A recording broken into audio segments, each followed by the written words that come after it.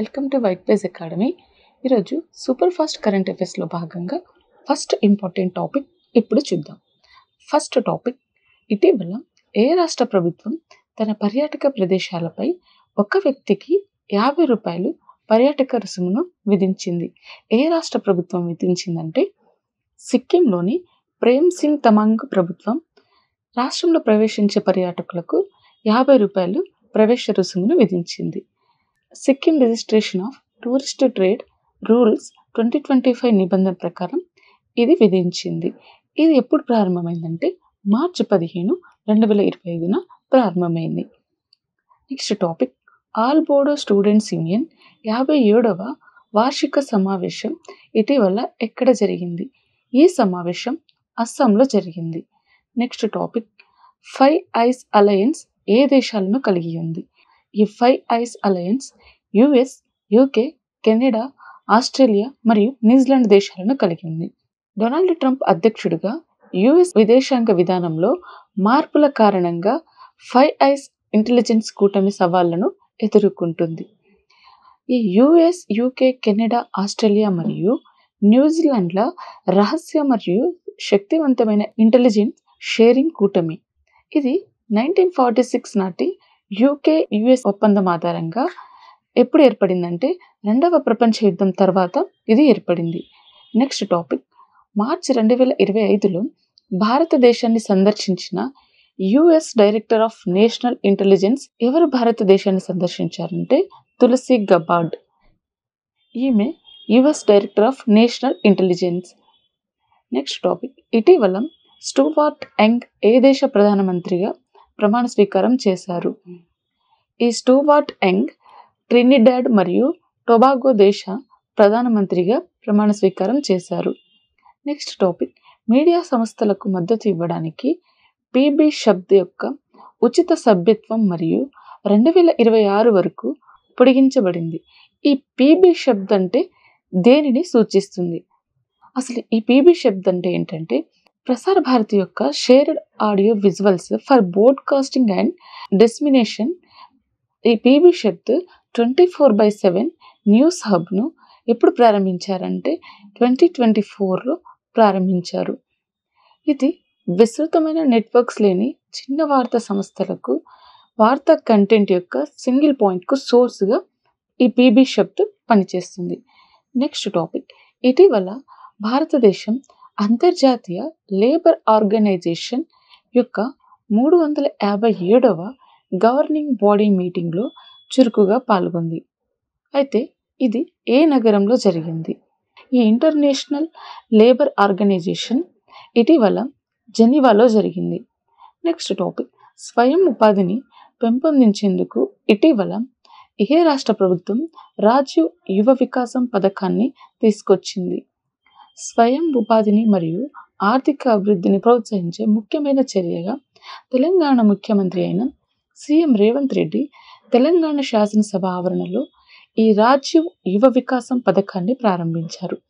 ఈ పథకం ఎవరి కోసం రూపొందించబడిందంటే ఎస్సీ, ఎస్టీ, బీసీ, మైనార్టీ వర్గాలలో ఎవరైతే నిరుద్యోగ యువతులు ఉంటారో వారి కోసం ఆర్థిక సహాయం అందించడం ఈ పథకం యొక్క లక్ష్యం. ఈ పథకం యువతకు వారి సొంత వ్యాపారాలను స్థాపించడానికి మరియు వారికి ఆర్థిక సహాయం అందించడం ద్వారా వారిని బలోపేతం చేయడం ఈ పథకం యొక్క ముఖ్య లక్ష్యం. నెక్స్ట్ టాపిక్, ఆర్థిక సహకారాన్ని పెంపొందించడానికి స్వేచ్ఛ వాణిజ్య ఒప్పందం FTA కోసం భారతదేశంలో ఏ దేశం చర్చలు జరిపింది? భారతదేశంతో న్యూజిలాండ్ తమ ద్వైపాక్షిక సంబంధాలను బలోపేతం చేయడానికి మరియు ఆర్థిక సహకారాన్ని పెంచుకోవడానికి సమగ్ర స్వేచ్ఛ వాణిజ్య ఒప్పందం కోసం అధికారికంగా చర్చలను ప్రారంభించాయి.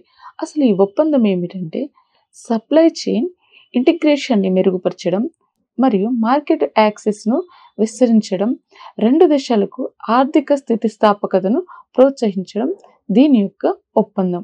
Next topic, Anusandhan nation research foundation ANRF సిఇఓగా ఎవరు నియమితులయ్యారు? ఈ అనుసంధాన్ నేషన్ రీసెర్చ్ ఆఫ్ ఫౌండేషన్కి సిఇఓగా శివకుమార్ కళ్యాణరామన్ నియమితులయ్యారు. నెక్స్ట్ టాపిక్, ఇటీవల ఏ రాష్ట్ర ముఖ్యమంత్రి దేవేంద్ర ఫడ్నవీస్ భివాండిలో ఛత్రపతి శివాజీ మహారాజ్ మొదటి ఆలయాన్ని ప్రారంభించారు?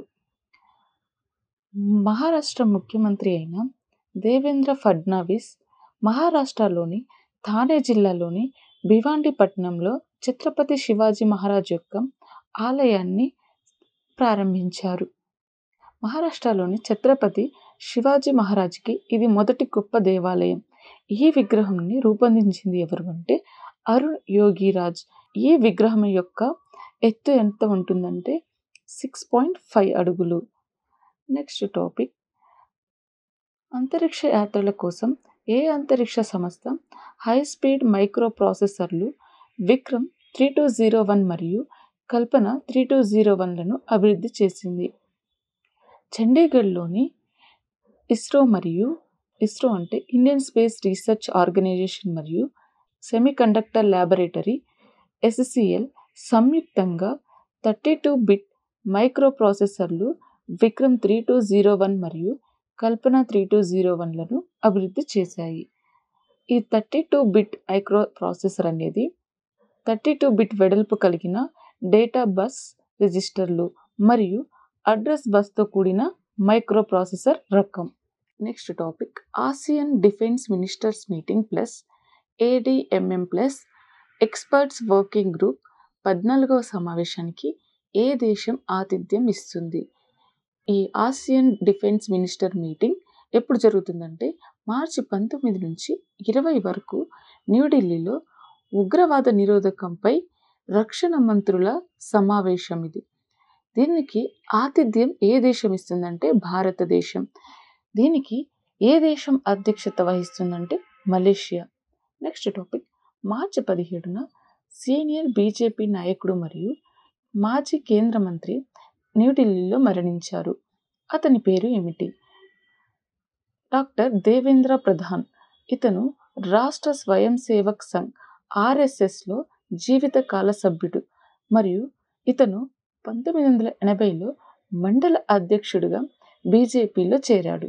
నెక్స్ట్ టాపిక్, ఇటీవల ఏ దేశ ప్రభుత్వం రాజధాని లీమాలో అత్యవసర పరిస్థితిని ప్రకటించింది?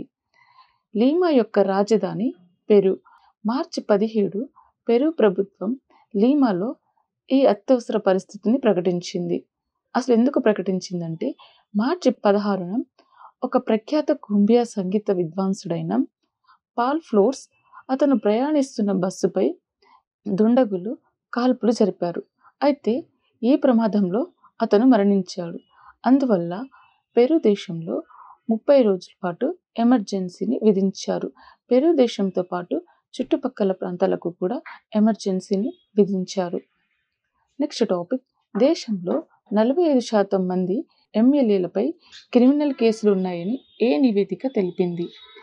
దీనిని తెలిపిన నివేదిక ఏది అంటే ADR.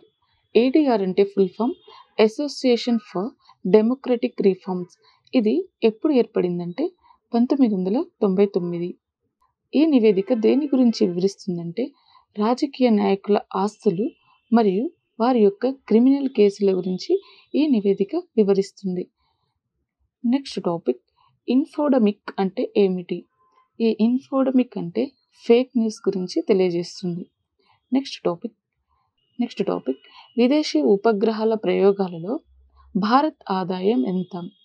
విదేశీ ఉపగ్రహాల ప్రయోగాలలో భారత్ ఆదాయం $153 మిలియన్ అంటే 1100 కోట్లకు పైగా.